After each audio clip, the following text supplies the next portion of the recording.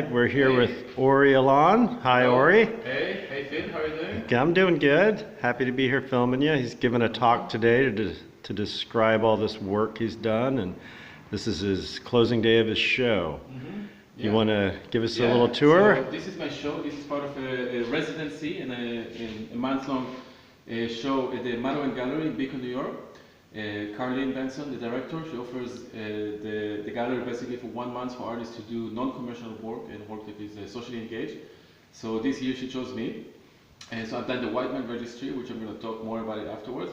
First, let me show you a bit of my other work. This is the Center for Supporting Bureaucracy. We believe in paperwork, so we're trying to increase the amount of paperwork in the world because we believe it can bring some healing and joy to the human suffering and the human existential conditions. We have Joy Permit. This is a cloud visa. This is a lab receipt. Open carry permit for musical instrument. We just don't use it for pianos, just for liability reasons. This is my forgiver's license. Yeah, I've been given Yeah. well, I haven't been given those, but you have the oh, there they are. Yeah, this is the compassion card. Compassion card, that's what it is. The forgiver's license allows you to forgive whoever you want. Class A, you can forgive yourself and others. Class B is just to forgive others. So I have Class A, so I can forgive myself too. This is another form of compassion card. Looks like a transit card. Exactly, yeah, just valid for good deeds only. Don't forget to refill when it's done. This one is the racism release form. Racism? Racism release form. So Article 1 and 2 allows you to acknowledge places that you were treated differently and not according to your content of character. And Article 3 allows you to acknowledge places. The opposite. Article 1 and 2 allows you to acknowledge times that you have treated others not according to their contents of character. And Article 3 is if you were treated ever not according to your contents of character. We have official signs. This is one of the most popular ones. For safety reasons, all adults must be accompanied by their inner child at all times. By the way, the Joy Permit, this one is 12 months permit, and this one is a 6 months permit. But once it's expired, you can renew it either on the website or you can use Whiteout. Okay. These are trophies that we give. We have Caregiver of the Year trophy. Who's received Compassion these? Master. If someone is a Compassion Master, you can receive a trophy. Why not? Yeah, you deserve a trophy. But do I know anyone who's... If you know anyone, you can get a trophy from the Center for Supporting Bureaucracy. But have these been awarded? Oh yeah. Some people see them as trophy awards. Some people see them as a torch, so they pass it along if there's another Caregiver of the Year. This is a refurbished report card. I'm going to talk about it in a second. So just a few of our other signs: no judgment zone. What is essential is invisible for the eye, to the eye. No racism within 100 feet. Gender equality. Gender equality, yeah. Private property may be an illusion. Yeah. Oh, and here's your books. Good karma. Everyone should buy Ori's books. These are amazing. Do you buy them, or are they just for... They're just not for sale. These are just books. Why don't you sell them? You got to fund this stuff. I do fund it. We have, I just go to donations? events as a speaker, as a workshop facilitator. So these are my books in which I document both my street art work, and some of it is a documentation of Facebook interactions that I have. I believe that a lot of the conversations these days happening on Facebook, and I'm trying to document it the same way in many cultures they used to document dialogues, like the Talmud or the Greek philosophy. They document dialogues and conversations between people. So this is what I'm trying to do, to take screenshots of conversations that are actually happening in order to show them. And I'm trying to tell a story. So each one of these, for example, this one, gender neutral, Birth of Evil, I was trying to document the experience between the election and the inauguration. So this is a sign I put by the polling place. This is a sticker. I know that guy. Yeah. There were no stickers in Beacon in the day of the election, so I made stickers. Oh, okay. And then this is an interview I had with InfoWars. I issued Joy Permit, and they claimed that I'm shilling for Hillary, and these people are calling to deport me. But basically, the election changed how I do and see art. I was trying to bring some humor to this, lots of pain that people had, and anxiety and fear and all of that. It was really crazy times. So my humor switched a little bit to some nonsense, absurd, dark humor, like I said. You're trying to make the liberal side feel better. In a way, Like Trump's making the right, he brings a lot of happiness to them. in some way, I both bring happiness to everyone. I don't. And awareness, I treat yes. equally a Trump supporter or Hillary or Bernie or bust anyone like I would come. You do. And bring the same joy. When I perform, I bring the same. That's my goal is to bring more love and compassion to everyone. And I do have a provocative side. For example, here we can document some of the conversations. For one of the things I said, somebody says that there is no better time to shield yourself with the flag, like to use the flag like a shield. So that's a liberal saying it. So that triggers my experience. For me, nationalism and militarism are the same evils as sexism and racism.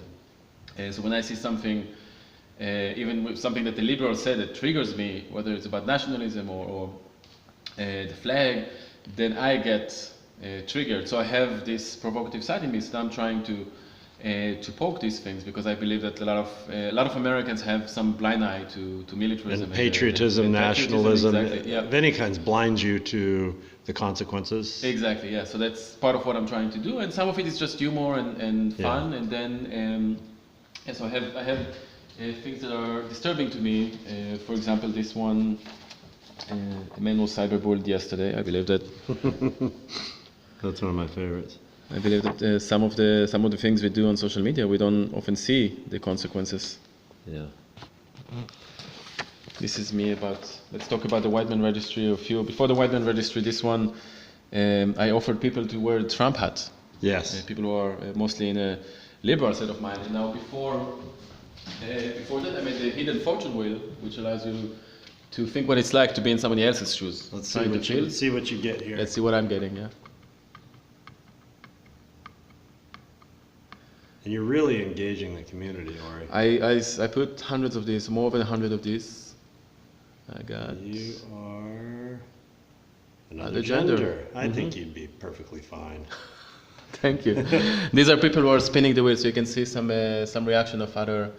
This woman, for example, said that being white is like having everything open to you, and she imagined being white completely different from this person right here, who says that being white is like everything else in New York. So they're both black. Exactly, people. yeah, and they So have it's different perspectives. Exactly, they have very different perspective on what it's like to be white, and you can see she is a Filipino woman from Brooklyn, and she never imagined what it's like to be white.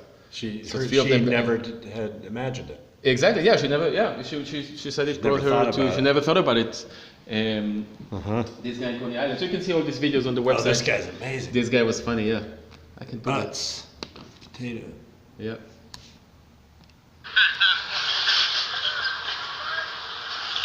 I hope he gets gender or something. See, I just judged him. I just judged him. It's a no judgment zone. Right?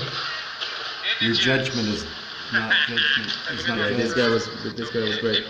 Anyway, yeah, you can see the whole video on the website too. Yeah. So part of what I do is like I'm trying to make people think about what it's like to be in somebody else's shoes. Then a friend gave me this Trump hat. His dad is a big Trump supporter. Oh yeah, who's that friend? And I offered people I want to that write, hat back. You're gonna get this hat back. So I offered people to write what it's like to wear the hat for 30 seconds. Yeah, a lot of people did that. But a lot of people didn't. And there's a strong element. It's an interesting hat in the liberal community Why?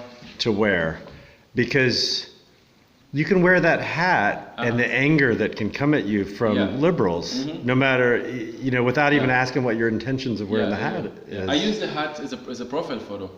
As a what? As a profile photo on Facebook. Yeah, I know. And my experience was just very different with interaction, like commenting on a friend's thread, and then another friend like, oh, who is this Trump supporter? And like people start judging me. Yeah, it's great. It's great. It's crazy and it's great. And you feel different. And I feel different. Absolutely, yeah, I felt very different. And the statement on it is a good statement. The statement, yeah, and the statement. Make America great again. Which means like let's go back to Obama's time, right? Yeah, if you want it that. Exactly. I can wear this hat, and this means that like let's go back to Obama. Obama didn't bomb anyone. There was no drone warfare, nothing. Everything was great. Guantanamo was closed for 8 years, so yeah, exactly. No, police brutality. Nothing happened under Obama. No. Shootings in churches. It was the best time. Amazing time. This is let's go here. With my typewriter, I offer, this is basically how I started creating art that is more interactive. When you were in the Israeli army, right? Yeah, I started writing there.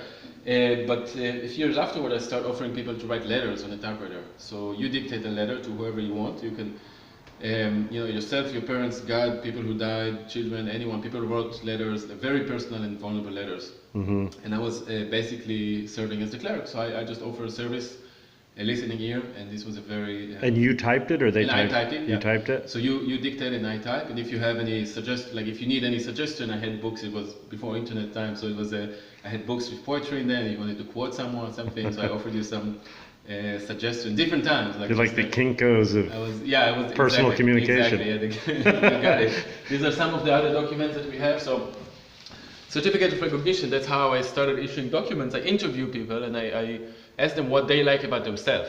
And again, like a cleric, I'm helping them to phrase, and then in the end we find a witness, we seal the document, I give them a frame. A very empowering and healing experience for many people. Many people have some hard time to share what they like about themselves. Have you gone to a Republican convention or anything like that? Did. You did? I did. What was the response there? I issued the response there, so I came there after meeting, this guy is my hero and I would say a prophet or spiritual leader, Patch Adams. I love Patch Adams. Yeah, there's a beautiful movie about him with Robin Williams. I met Patch Adams.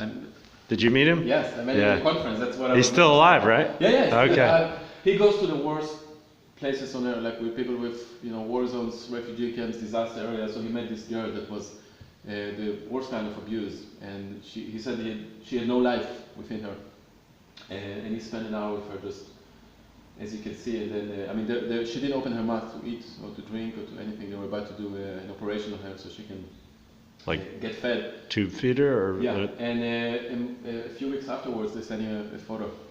This is only a few weeks after. Exactly, yeah. This little girl. Yeah, and Patch Adams says that he has 7 billion friends. Like he would treat anyone, no matter they're Trump supporters or again, no matter what the political affiliation or nationality, skin color, you name it. He would treat anyone as a friend, and that's what I'm trying to do basically with my work. I would treat. My goal is to bring love and compassion and laughter to the world. As a clown, I converted to clowning after seeing Patch Adams. Patch Adams had a huge effect on you. Yes. And he did me as well. And he's amazing. Yeah, he's really like beyond anything that's beyond any inspiration. And he's funny, and he's a tough son of a bitch too. He's no pushover. He's no snowflake, dude. He's not a snowflake. So I was about to say. So when I went to the Republican convention, my goal was to issue joy permit to either Trump supporters or anyone who came there, basically. But it became more of a spiritual trip for me. This was more. It wasn't just a political message. In a way, I came there, and it was a little bit like a pilgrimage, like the driving there. Where was the convention? In Cleveland. In Cleveland. Ohio, a year and a half ago. What were you surprised by with the public there, the Trump supporters? What? It was more. That's the thing. It was more of a circus. Like the whole experience to come. It's a big national event. You have tons of media. You can you drop something in Florida and have 5 cameras with people like CNN coming after you because people were looking for some drama to happen. Yeah. Like there's outside there was a big public square in Cleveland, which was there was something really beautiful about it because you have people who are pro-life and pro-choice protesting right next to the other, and they actually there were a lot of conversations there. There were. Yes, in the public square. Were you ever surprised by any humbleness by the Trump supporters or any of them interested in your work? Most of them were just like super nice. Really? The same way if I would go in the street in New York City, most people wouldn't care. If I come and offer joy permit, most people would like, oh, no, it's okay. It's not a liberal or conservative humor, it's humor. Right. I'm not trying to create a party line humor, but I was about to say, so on the way, it took me hours to go to the actual public square in Cleveland. It felt like I'm going to the belly of the beast, like the conversation happening back then, before the election. Before the election. Trump is like this big evil. And it's still in some way it's still happening, and somewhere there's I have some very strong disagreement with how Trump behaved, but it's also a lot of it is fitting some media thing. Anyway, so I met this woman. I have a photo of her here. So on the way to the Cleveland to the Republican convention, I meet this woman, and I talk to her. Like she helped me to find the right bus. This is her, Kimberly. Mm-hmm. And she lived, she had some really hardships in her life, many hardships in her life, and I was spending 2 hours with her, and she wasn't affiliated with any of these stuff. She was just Just a person on the street? Yeah, she lived in some kind of either a protected home or shelter. I'm not sure exactly what, but like we spent over 2 hours together. I got her certificate of recognition. She got this one painted, so she got ownership of the hardships. And again, she had many hardships in her life. And you're talking to her, and so few people probably have ever been interested in her story. I don't know, but I can't tell, but maybe. And there was something that for me felt like, okay, I went to Cleveland to meet her, not to, Trump, Bernie, like all of that. I don't, like, it was just the behind this, just not the important part. So for me, I go there and I meet people. I can go to a Trump rally, I went to the inauguration, to the Women's March. And of course, these are political events with political meaning, but for me, when I come, what I bring is a message of compassion and understanding one another and having some support for all humans, for all areas of life. That's in a way kind of like the guys that go with like a shirt that says "free hug." Like I do the same thing just for conversation, and there is of course a very strong political element to what I do. We have like an open character for musical instruments that is referencing to a political, very hard issue. I can talk about my comics now. Maybe it's a good time to talk about the comics. So I gotta say, aside from what they're saying, they're beautiful. Just the way they're laid out. Thanks. They look like art to me. Like even if there were no words, I like the way they look. Thanks. This one I've never seen. This one is about a soldier committing suicide during the army. That you knew? That anyone this is U.S. veteran, yeah. Anyone, but yeah, in any army. The suicide rate in our armed forces is staggering. Yeah, higher than I think it's anywhere in the world. Yeah, because army is a very depressing experience. And especially when you don't have a clear-cut agenda. Exactly. Yeah, or if you don't have, if you are forced to it and out of choice. This is the first stamp. That's not the first piece I did with Hitler, but I found this stamp in a state cell, and my first reaction was like, "Whoa!" I never thought of that. It's really good, Ori. Thanks. I like this stuff a lot. This is Hitler going to Freud, to a therapy session. I'm trying to get that shadow out. Oh, nice. These I've done before the election, so unrelated necessarily to Planned Parenthood situation today. I don't know why that was funny to me. Sorry. Sometimes I bring, that's the first piece I did with Hitler apologizing in Hebrew.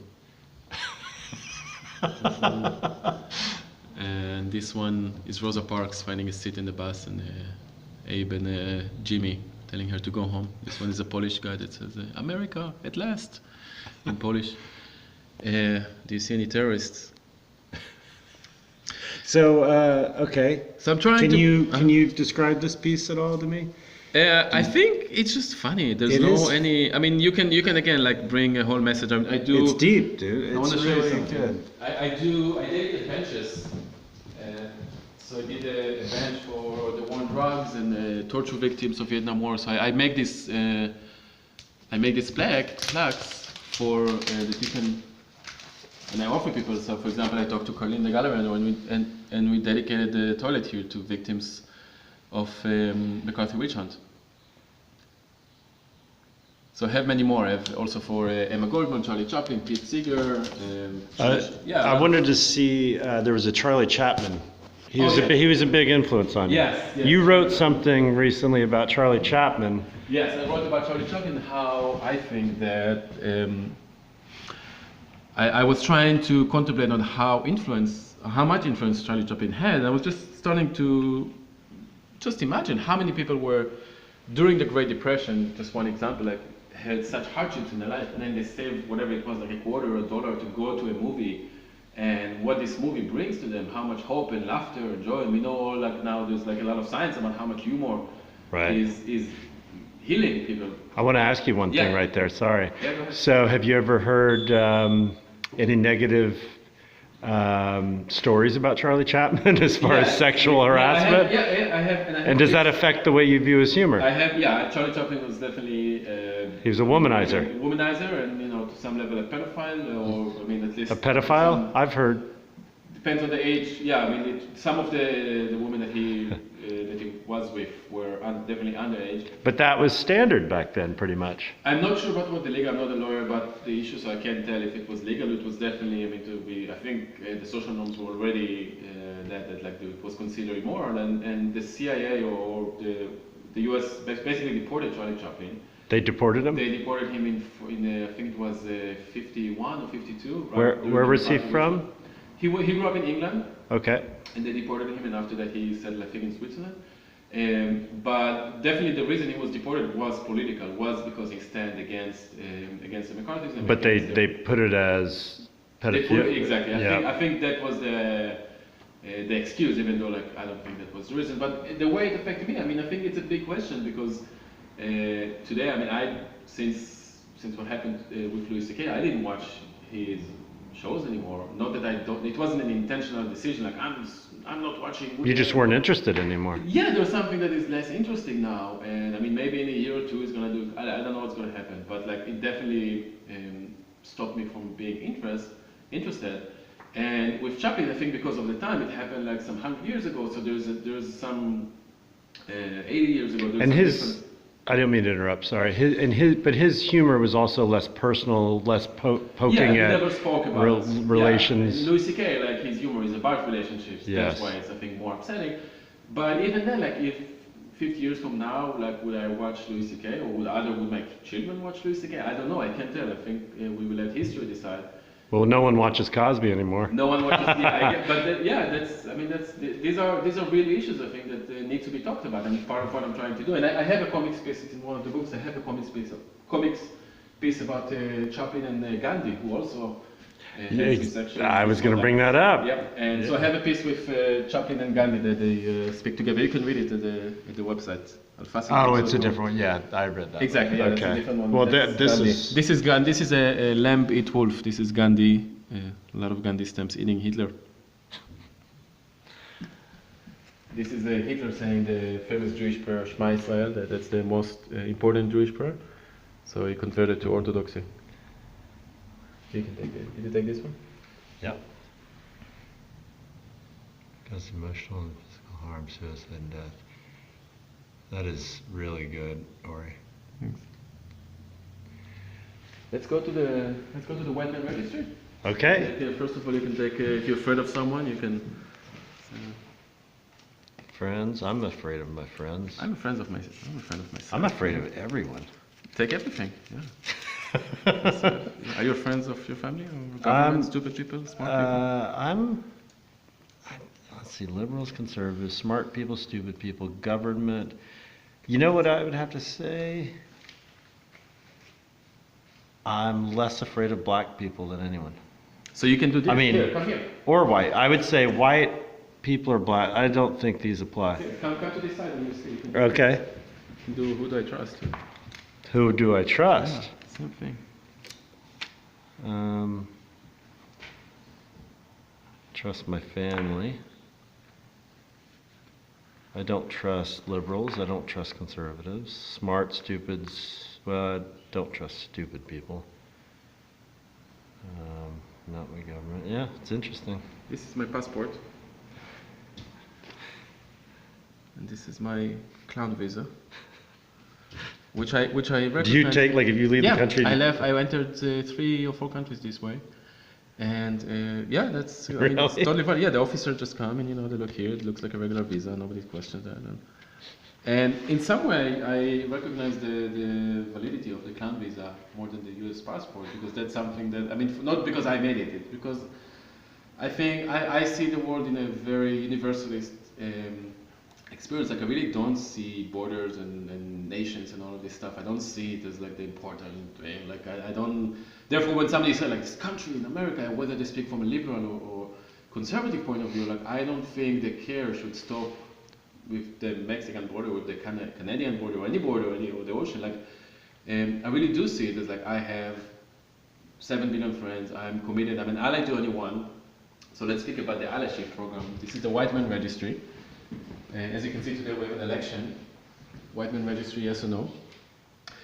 So what I proposed with the White Man Registry was, I was trying to do something about the Me Too. I was really influenced and shocked by the Me Too because I knew I knew the numbers, but there was something still more shocking than to read this personal experience from women that I know, from friends and family, and people like sharing these stories in such a vulnerable way. But there was something so raw about it and so like brutally honest.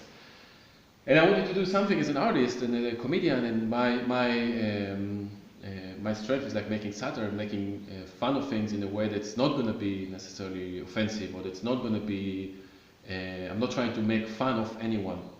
After the Me Too, the reaction of many men were like, I didn't do it, it's not me, it's him. You know, and there was very few of my friends, men shared publicly about things they've done, even things that are not. Yeah. I had a point. I think a lot of men also, people don't realize, weren't aware of the things they had done. It took some time for them to bubble up from their almost subconscious until they went, oh my God, would that be considered? Yeah, you know? Absolutely, yeah. And some, it's so I organized 2 men's groups to talk about it, and we shared. It was really amazing experience. We shared about exactly that, like why we treat these women, how we see, and how social. All of us had like friends were asked, or like when we influenced by them, and but we don't say anything else. And it was really interesting to have this conversation about experience we had in our teenage years or early 20s, or man, like there was one guy in his 80s, and he shared about how he used to tell jokes as a boss in I don't know, 30, 40 years ago, which wasn't considered bad at all back then. Anyway, so what I tried to do is to switch the conversation around, to create satire, and to some level to create a distortion, like a punk or like an absurd to the conversation. So I offered women and people of color to be allies to white men, so they can wear these buttons. So you can be a big ally or a small ally. You can decide what level of allyship you want. It's just buttons. And because it's harder for men to share vulnerability, to talk about our emotions. It's hard to be it's hard to be anyone, but it's hard to be a white man and to. Say that again. I offered women. It's hard to be. It's hard to be anyone. It's hard to be. It's hard to be. Yeah, it's hard to be existentially. It's super hard no matter what. It's hard to be a rich white man. No matter how many privileges you have, life still don't make sense. I think that's a lot of the reaction of discrimination about white people, especially out west, not believing that racism is such an issue, because they believe, I'm not getting an easy pass. Yeah. And a lot of the reaction of people who are like middle class or lower income or white or there are millions of white people who live in poverty, and suffering. So, exactly. Suffering. So the reaction. I've been in conversation where somebody's like, I'm white man, I didn't get anything. And activists are trying to explain to them how much privilege works and bring a lot of data and information, which I see. I see and I support, and I am an ally and committed to end mass incarceration. I have, you can see afterwards, I have forgiveness license application for my inmate, from the life without parole inmate in North Carolina, and I'm pen pal with him, and we're talking, and He's in for life? He's in for life, yeah, for murder. How often do you talk to him? We talk to the phone a few times. Really? We write letters. Yeah, every few weeks we send a letter, and he sent me things that he wrote, and.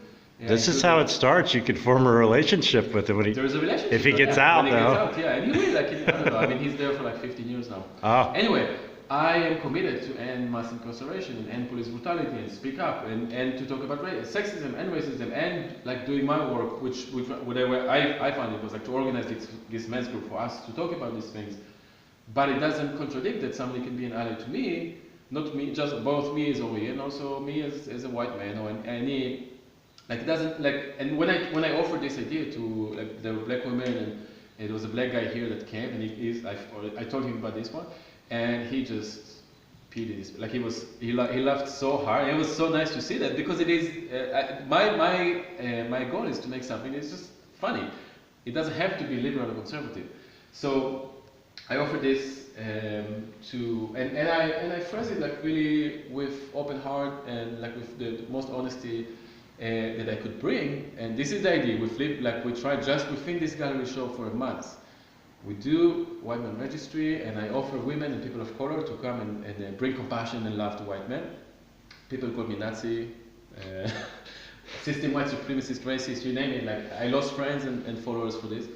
And it was so upsetting to people. People see the banner which is white men registry, everyone is welcome, diversity authority. Would you feel like those people, what's your reaction to them? Are they, a lot of people would say, well, they're stupid. They're not looking deeply into what he's doing. Election, so anyone can come and vote. You can come, there's a ballot here. You can ballot with full confidentiality, like you don't, nobody's gonna share your Oh, right.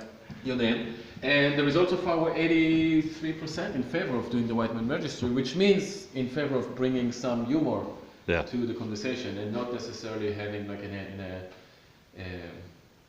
heavy and way, which I respect and honor, and I think there's room, obviously, like I'm not coming against anyone who do any form of social justice work. I'm coming to bring humor and satire. And just one thing, the people of color and women who came here and became ally, they said that it was a really empowering experience for them because they feel like, oh, I'm an ally. It's not just me as someone who needs help from like a victim. Yeah, and there's no scale. Like the same way a woman told me, like I don't want to be an ally to people with disabilities because they are my mentors too. Like they're helping me. It's not like when you phrase something as white people are allies of black people, and there's a level of scale there, and I'm trying to bring it more. Even just like for him within the gallery to have like some more really quality that I want to learn from the experience of women and people of color. So I wanted to be my ally to support me, and of course I will keep supporting them. Ori, I love what you do. Thank you. It's great. This has been a great show, and good luck with everything. You're doing a talk today at 3? I'm going to talk today at 3 p.m. Okay. All right, Ori. Thank you very much. So much. Okay. Thanks. Bye-bye. Bye.